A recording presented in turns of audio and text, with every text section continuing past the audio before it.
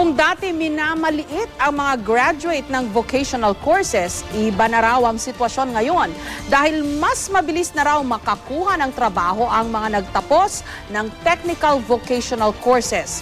Kaya naman ang bridging program ng TESDA mas palalawigin pa sa buong bansa dahil ang mga kurso raw na ibinibigay nito nakabase sa mga trabahong in demand.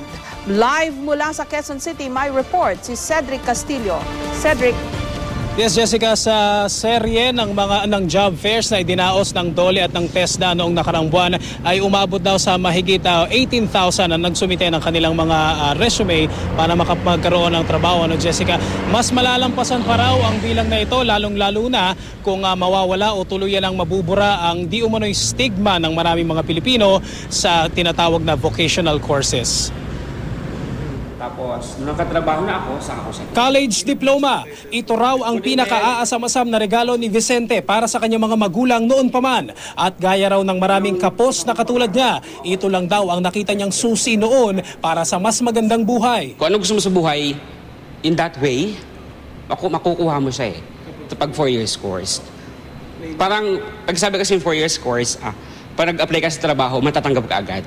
Pero dahil walang pang matrikula, napilitan daw si Vicente na maging praktikal. Kaya 6 months na food and beverage course lang ang kinuha. At ngayong natutustusan na raw niya ang sarili sa pagkamit sa mailap na college diploma. Nagbago na raw ang pananaw ni Vicente sa salitang vocational. Parang yung gusto mo ay limit lang. I mean, gusto mag-a-apply ka ng higher position, hanggang doon ka lang. I mean, walang promotions, walang growth. Pagkatapos ko mag-aaral ng food and bev, nag-apply ako ng trabaho agad. Tapos ayun, nagkapak ako agad. Aminado ang Technical Education and Skills Development Authority o TESDA. May stigma o negatibong pagtanggap pa rin hanggang sa ngayon ang maraming Pilipino sa technical at vocational courses kung ikukumpara sa 4-year college o university education. Ito raw ang isang dahilan kung bakit may employment mismatch o hindi pagkakatugma sa mga kursong tinapos at available na job opening. Sa datos nga na nakalap ng GMA News Research, sa halos 3 milyong unemployed na Pilipino, 16.9% o halos 500,000 ang graduate ng kolehiyo. About 218 or 220,000 jobs are up for grabs. And yet, ang applicants lang natin na natatanggap is about 117,000. Hindi dapat tignan, matahin o magkaroon ng diskriminasyon yung mga hindi 4-year course graduate. Sapagkat kung titignan mo, mas maraming available jobs para sa kanila. Market-driven daw ang programa ng TESDA. Ibig sabihin, nakabase ang trainings na ino-offer ng ahensya sa kung anong trabaho ang in-demand. Sa mahigit 20,000 training programs ng TESDA, nangunguna raw ang tourism sa pinakamaraming enrollees sa buong bansa. Saklaw nito ang hotel and restaurant management, housekeeping at iba pa. Patok din ang IT at BPO, health and social services, automotive at construction. Paglilinaw pa ng TESDA, hindi raw basta pantawid lamang ang mga trabahong ito. Pwede rin daw pagsimula ng karera. Hindi lang choice actually sapagkat meron ho talagang career path. Hindi dapat maging second-class citizen yung mga hindi degree holders. Jessica, balikan natin itong si Vicente, yung na-interview natin kanina na ngayon ay kumukuha na ng degree sa education. Kapag daw nakuha niya yung kanyang diploma, ay gagamitin daw niya ito para ituro naman yung kanyang natutunan sa 6 months na training sa TESDA. Meaning, pwede daw pagsamahin yung dalawang options na ito, 4-year course o degree course o kaya naman ay vocational course. Jessica. Cedric, meron bang programa ang TESDA para sa, kung hindi ako nagkakamali, 300,000 na mga nursing graduates natin na walang mahanap na trabaho? Baka nadagdagan pa yan ngayon dahil may mga graduate pa. Ang sinabi sa atin ng TESDA, Jessica, doon sa kanila nga enrollees noong 2011, kung di ako nagkakamali, na umabot sa 700,000, 18% daw doon sa kanila mga graduates ay meron ng mga degree courses. Meaning, kumbaga, hindi requirement na wala kang degree, hindi requirement kung meron kang degree. In fact, in-encourage nila, even yung mga, gaya na nabanggit po, yung mga nursing graduates, pwede sila na mag-apply o maghanap ng magandang program na pwede nilang pwede silang mag-apply doon sa program na yon sa TESDA at baka sakali na doon nila mahanap kung ano yung career na nababagay sa kanila, Jessica. Okay, kasi kung hindi ako nagkakamali dito sa listahan natin yung top 5 TESDA programs.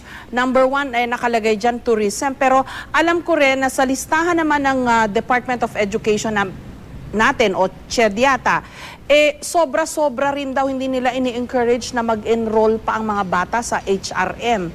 Kabilang yata yan dun sa number 1.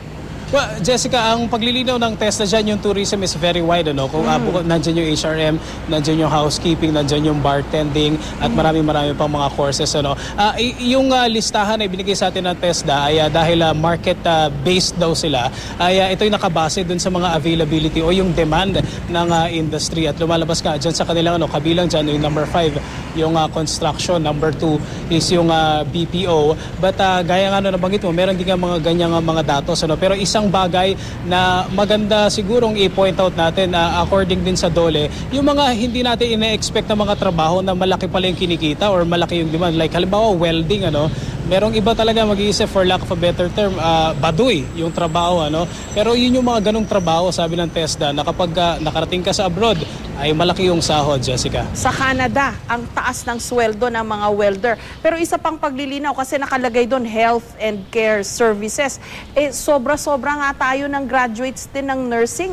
Baka pwedeng mag-usap ang TESDA at ang Department of Education natin o CHED, i-reconcile nila yung listahan para magsilbing gabay sa ating mga estudyante na papasok ng kolehiyo ngayong Hunyo o mag-e-enroll ngayong April to May. Alam na nila kung ano yung mga courses to avoid kasi sobra-sobra yung mga graduates natin in certain courses. In the meantime, merong mga industriya na nangangailangan ng empleyado o manggagawa na kulang naman tayo. Tama, Jessica. Siguro rin magandang advice para dun sa mga papasok pala ng kolehiyo. Bukod sa mag-scout sila o mag-inquire sila, mag-consult sila sa TESDA, pwede rin nila siguro tanungin yung CHED. Kasi I remember there was a report we made, even yung CHED ay ini-encourage na rin, not just yung 4-degree courses, pero for practicality reasons, ay maganda rin daw na itingnang option yung mga short courses o yung mga vocational courses, Jessica. Okay, maraming salamat, Cedric Castillo.